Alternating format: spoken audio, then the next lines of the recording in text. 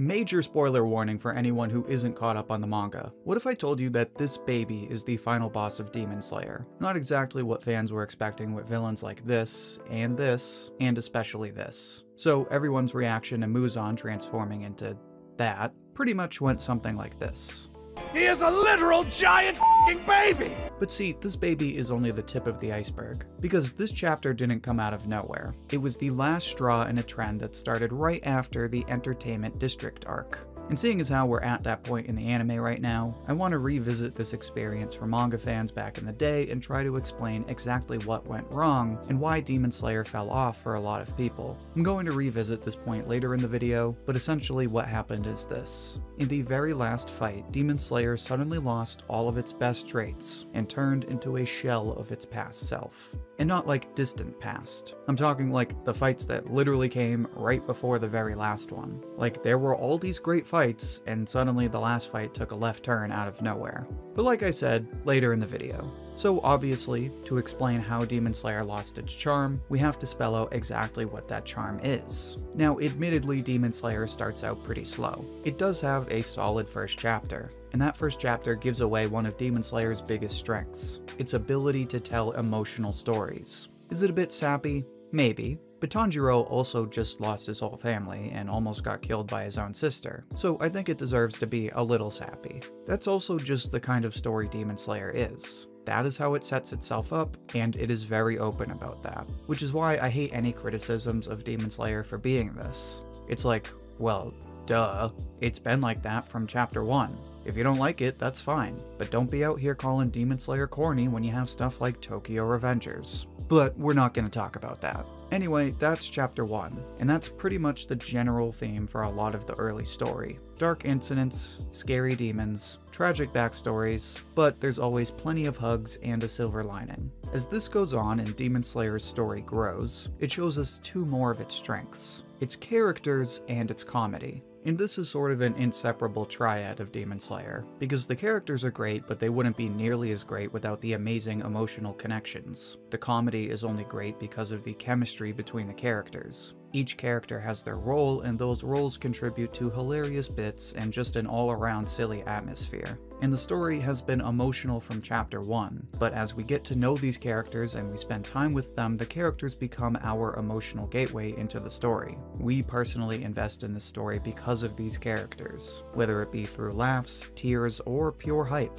Of course, this doesn't just include the main cast. This also extends to the supporting characters and even the villains. One thing Demon Slayer does well at its best is deliver human villains. Villains with flaws that make us feel for them, even if we don't feel sorry for them. You have the Susumi demon who you kinda feel sorry for, then you have Ruri and his backstory, which is pretty good.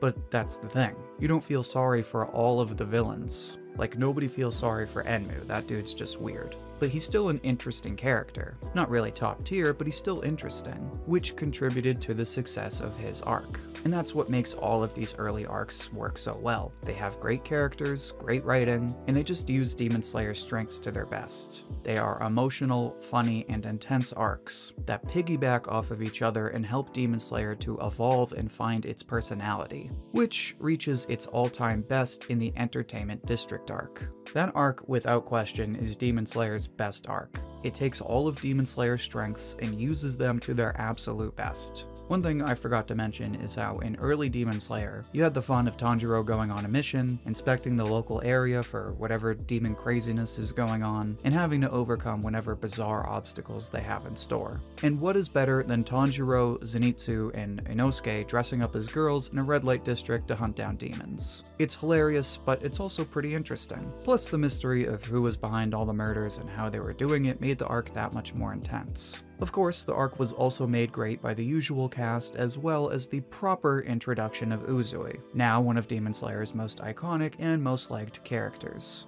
The story with his wives shows his vulnerable side and his compassion, but he's also flashy and just plain badass. We also got two of Demon Slayer's best villains in this arc, the mysterious and intimidating Daki and the savage yet loving brother Gyotaro. They were both savage monsters with cool abilities and some of the best fights at the time, but they're also vulnerable characters. Their rough background makes them dependent on each other, and that pain makes them more interesting as characters. again, doesn't make you feel sorry for them, but you do feel for them one way or another. And that's why this arc represents Demon Slayer at its peak. Great characters, top-tier fights, and some of the most emotional moments in the story. It also stuck to its roots by opening with the mystery of the murders, and by mixing in plenty of humor. But like I said, this is Demon Slayer at its peak, meaning things slowly started to go downhill from here. Because from the Entertainment District arc, we move into the Blacksmith Village arc. But before I get into that, make sure to like the video if you've been enjoying it so far. It's the easiest way to support the channel, and it helps spread the video to other viewers like you.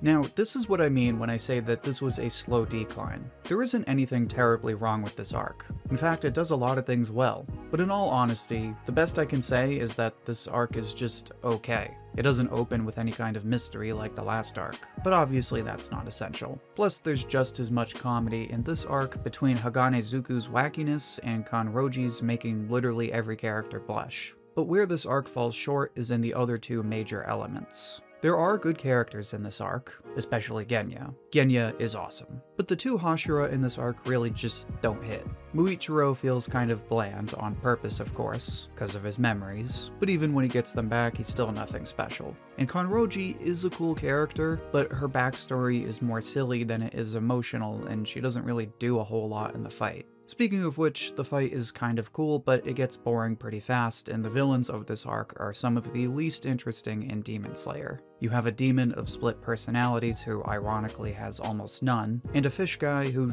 shoves people into pots. And on top of that, because the characters are kinda just whatever, the only real emotional moments come from Genya, which again is why I love Genya so much. He's also just a badass. Hopefully you can see where this disappointment comes from, especially when this is following the major success of the Entertainment District arc. Now, I'm sure a lot of you will come back and be like, well, that was a top-tier arc. It can't always be back-to-back bangers. Which is a fair argument, but that doesn't negate the disappointment you feel going from Demon Slayer's peak to an arc that just sort of feels okay. And this disappointment doesn't really go away. It only moves to the side as we start to build towards the final arc. After the Blacksmith Village arc, we have the Hashira training arc. As a training arc, it's pretty solid, but of course, it's a training arc. Nothing really too crazy about it. Then we enter the final battle, which actually starts to get really exciting. It opens with a long-awaited meeting between Muzan and Ubayashiki. Then it just gets right into the action, which only gets more and more exciting. And personally, this is why I actually still like this final arc. You have Akaza, who we already know is a cool character, but we also have the insane fights with Kaigaku and Doma, and the pure hype that is Kokushibo. To this day, these are easily some of Demon Slayer's best fights. Arguably, its 3 best fights. They're emotional, they're full of action like we've never seen before, and you get to see the characters work together in a way that make each chapter of this arc feel more and more intense. That is, until we get to the final fight against Muzan, and suddenly all of that goes away. Granted, the characters are all still working together, but only because Muzan is so stupidly OP. I'm talking like cartoonishly OP. So for like 10 chapters, it's just the Hashira spamming attacks over and over again, and Muzan just standing there waving his arms around like an idiot. Then Tanjiro enters the fight and Muzan is still just waving his arms around. This goes on for a few more chapters until they finally start doing damage and Muzan is exposed to the sun. And this is when we get that baby. Muzan turns into a literal giant baby, who the Demon Slayers must also spam the same attacks against until he burns up in the sun. And then that's it.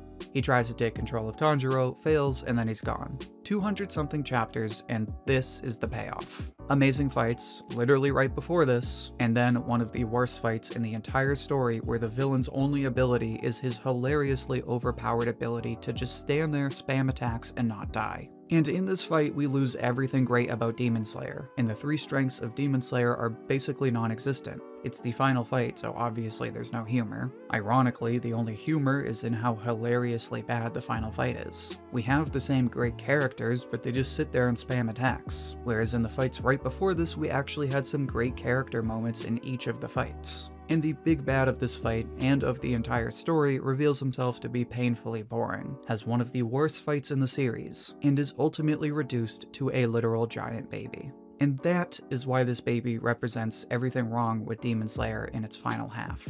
It slowly evolves from chapter 1 and only continues to find its personality. Peaks in the Entertainment District arc, where its strengths of comedy, characters, and emotional storytelling are at their best, and then begins to lose those elements as it builds up to what can only be described as a major disappointment. So as you're watching Demon Slayer, know that there is still plenty to look forward to, especially with how much care gets poured into the anime. But just remember that this is why many manga fans hate this giant baby, and why it ruined the ending of Demon Slayer. But maybe you disagree. Maybe you think Demon Slayer only gets better and the final arc is perfect. Share your thoughts and say what everyone else has to say down in the comments. I'll pick my favorite and share it as comment of the week on my community tab. And if you'd like another manga discussion like this one, then check out my collab with Masked Man where we explain why Akane Banashi has a perfect first chapter. You can find it in the playlist linked right here. Until then, thank you for watching, and I hope to hear from you soon.